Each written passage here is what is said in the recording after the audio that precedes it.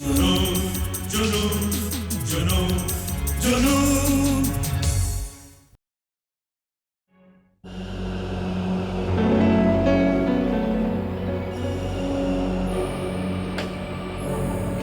तुम मुझे कहाँ ले जा रहे हो? बस देखते जाइए।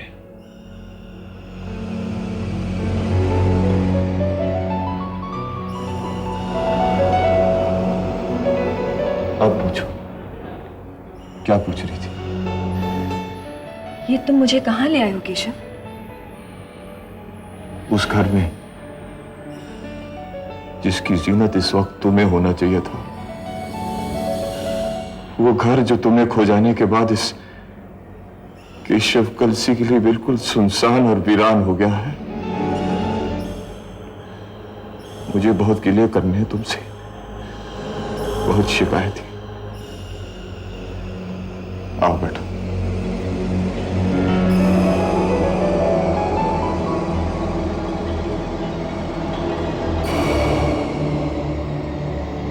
अगर किसी और ने ऐसा मेरे साथ किया होता तो वो उसी वक्त मिटा दिया गया होता, लेकिन क्योंकि केशव कलसी को तुम अपनी जान से भी प्यारी हो, इसलिए मैंने तुम्हारी तमाम खताएं माफ कर दी। मैं तुमसे ये भी नहीं पूछूंगा कि मेरे प्यार को ठुकरा कर तुमने उस दो कोरी के वकील के साथ शादी क्यों की? मैं मजबूर कर दी गई थी केशव, मजबूर कर दी गई थी। किसने मजबूर किया था?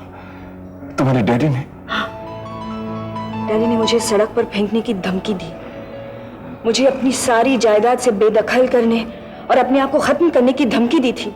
मैं बेबस थी केशव, बेबस थी।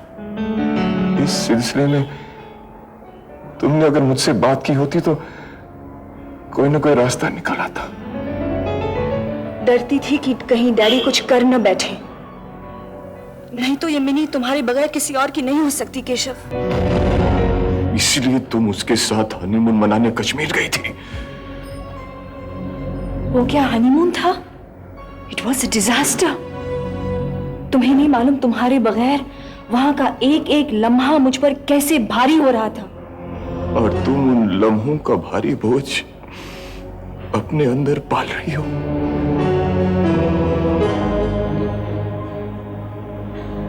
I love you Keshav.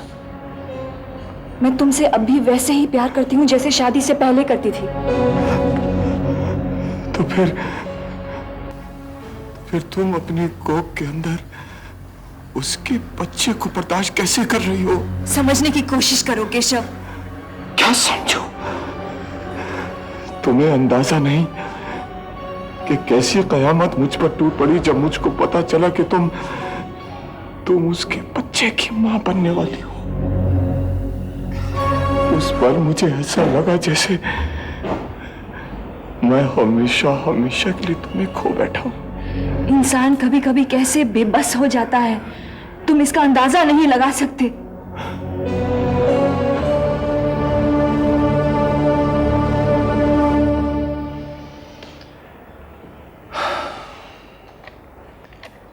इंसान की बेबसी का अंदाजा कौन नहीं लगा सकता? केशव कलसी, जिसकी अपनी जिंदगी बेबसी की एक लंबी दास्तां।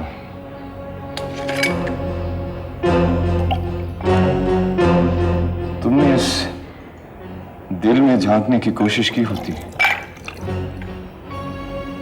तो इस केशव कलसी के अंदर के इंसान को पहचान लेती और फिर उसे ठुकराकर किसी और के पहलू को न सजाती। तुमने मुझे कभी अंदर झांकने ही नहीं दिया। मालूम नहीं वो वक्त कभी आएगा भी कि नहीं। ऐसा ना कहो केशव, मेरा अब एक ही सहारा है और वो तुम हो। तुम ही मुझे इस दलदल से निकाल सकते हो। उसने मुझे ऐसे शिकंजे में कस लिया है कि उसमें से निकलना मुश्किल है। तुम कहो तो पलक झपकते ही उसे हमेशा के लिए उड़ा दिया जाएगा। नहीं, मैं नहीं चाहती कि किसी के खून के छींटे मेरे दामन तक पहुंचे। तो क्या वो मेरी सल्तनत लूटता रहे और मैं देखता रहूं?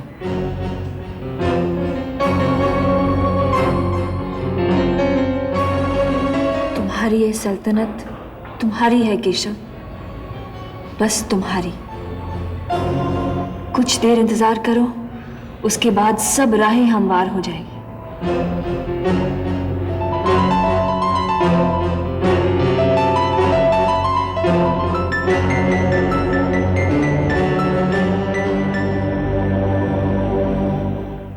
गुड इवनिंग अग्रवाल साहब। Good evening.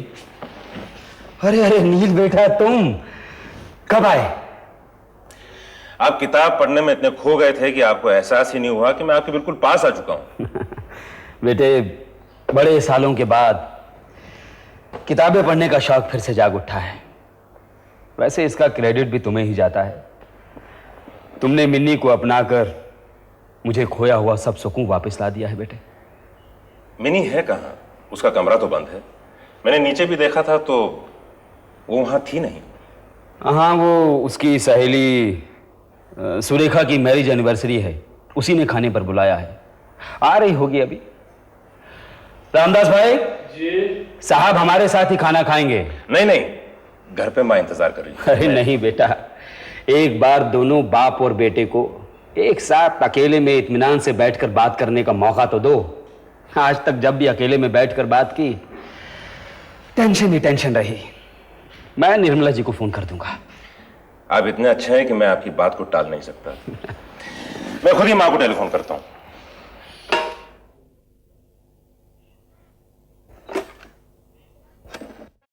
ये सब मेरे साथ ही क्यों हुआ केशव?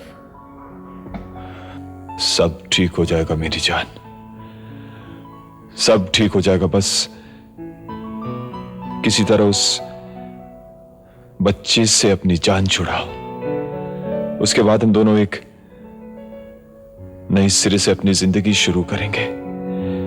बस उस बच्चे को। नहीं, ये मेरा बच्चा है। ये मेरी कोख में मेरे खून से पल रहा है। मैं इसे किसी भी सूरत में नुकसान नहीं पहुंचाऊंगी। लेकिन मैं नहीं चाहता हूं कि शादी के बाद किसी और का बच्चा मेरे सामने आके मुझे मेरी शिकस्त का एहसास दिलाए। एक ही बार सुन के रखो केशव, मैं इस बच्चे को जन्म दूंगी और फिर उस नील भाटिया को तड़पाऊंगी, जिंदगी भर तड़पाऊंगी। इसलिए फिर कभी इस बच्चे का जिक्र नहीं करना। बहुत हो गया, बहुत हो गया। मैं आज तक कभी किसी और की शर्तों पर जिया नहीं हूं। मालूम नहीं मैं तुम्हारे सामने क्यों बेबस हो जाता हूं। अब मुझे अकेला छोड़ दो, मुझे अकेला छोड़ दो। तुम नाराज हो गए हो केशव? नहीं, तुम अपनी इस मिनी से नाराज नहीं हो सकते। हम मिलेंगे, मिलकर बहुत जल्दी एक हो जाएंगे। बस मेरे इस बच्चे को पैदा होने दो। हाँ,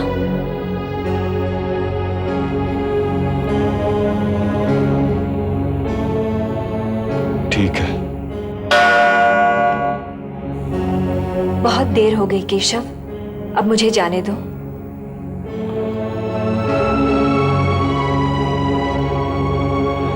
कहां जाओगी तुम? उस 2 कमरे के फ्लैट में? नहीं, तुम मुझे छोड़कर नहीं जा सकती हो। हिम्मत करके तुम मेरे पास ही रहो।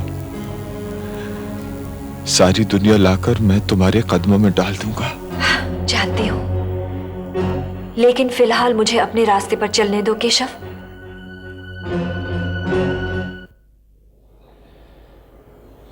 रात के 12:30 बज गए और अभी तक मिनी नहीं आई। ये सुरेखा का फोन नंबर भी नहीं है मेरे पास।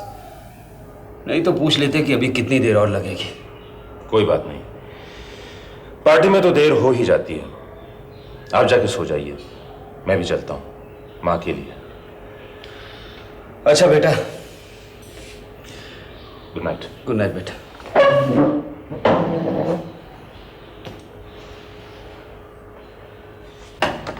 Good night sir.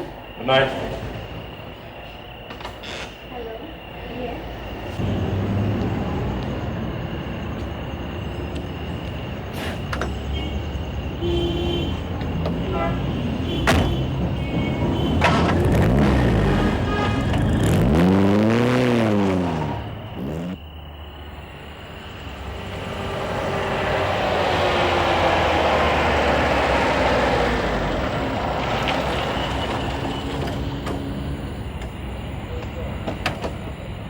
हैं।